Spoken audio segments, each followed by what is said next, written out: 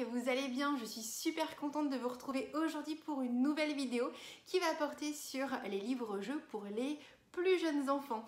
Il y a 2 ans de ça, j'avais sorti une vidéo qui parlait de la série Énigmes à tous les étages. Et cette vidéo fait clairement partie des vidéos les plus vues sur ma chaîne. C'est même la vidéo la plus vue. Je me suis dit qu'il serait peut-être temps et intéressant de vous proposer une suite.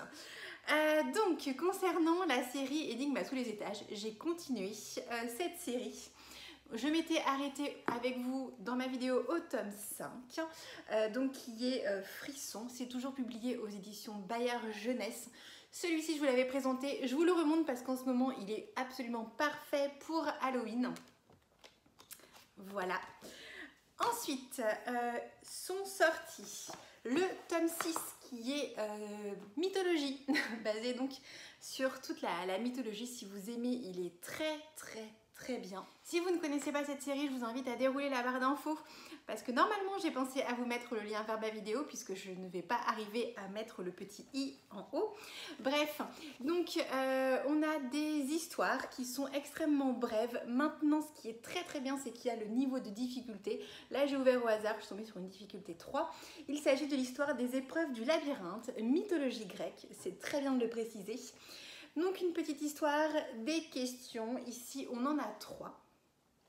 Et donc on s'amuse avec le livre, puisqu'à l'intérieur, la victime et les suspects. On a toujours derrière, c'est le même principe, ça ne change pas, les questions avec des indices à chaque fois pour aider les enfants à résoudre les petites énigmes. Bref, donc là on est toujours, oui je suis en train de me battre avec mon livre.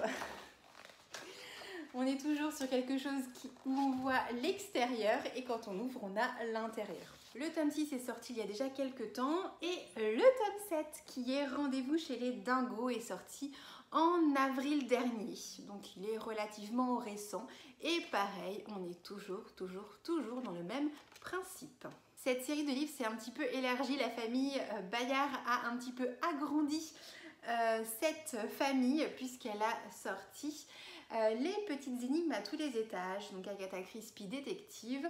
Ça c'est le premier tome qui est paru il y a déjà pas mal de temps, je ne sais plus quand, et on est sur le même principe. Alors celui-ci c'est plutôt à partir de 6 ans, cela je dirais peut-être vers 8 ans, voilà grosso modo, et elles sont clairement plus simples.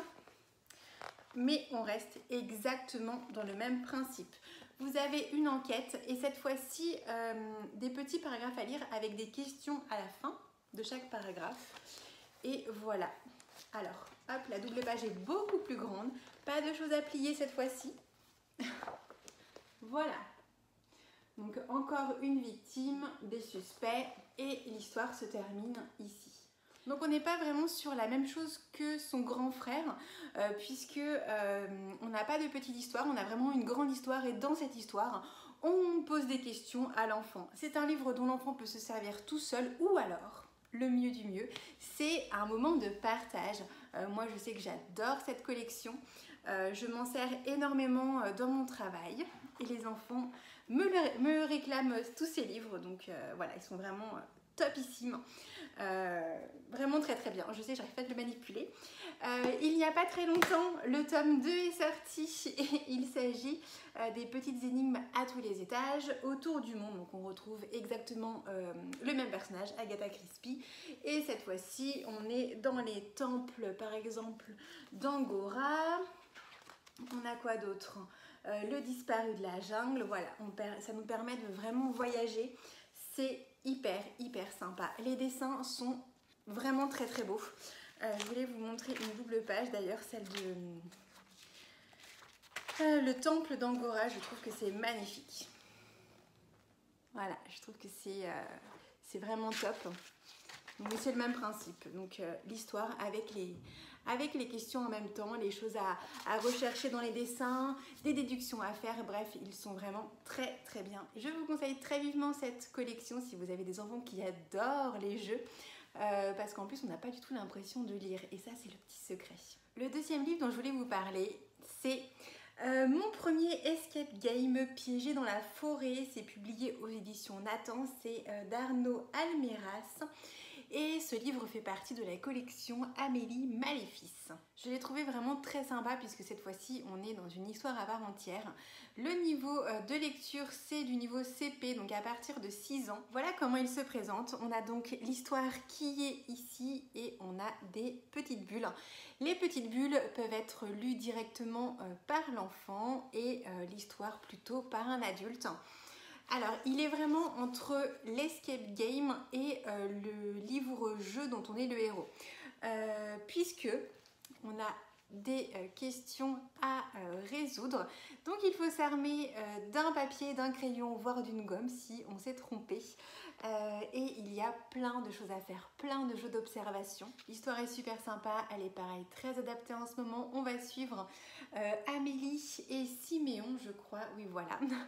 Leur jardin s'est transformé en une forêt maléfique et ils doivent en sortir en résolvant plein de petites choses. Dans cette double page, pour vous donner un exemple d'activité, les enfants doivent noter plutôt sur un papier la première lettre de chacun des livres qui sont disposés sur le sol pour savoir à quelle page ils doivent se rendre. Ici, il s'agit de compter le nombre de A qui figurent dans la toile de l'araignée. Bref, les jeux sont hyper variés.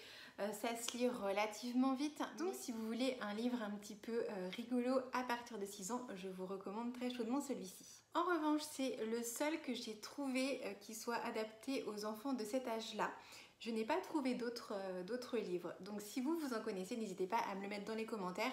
Alors en livre-jeu pour vraiment les plus petits, je connais tous les cherche et trouve, les labyrinthes, etc. Donc vraiment je cherche ce genre de livre.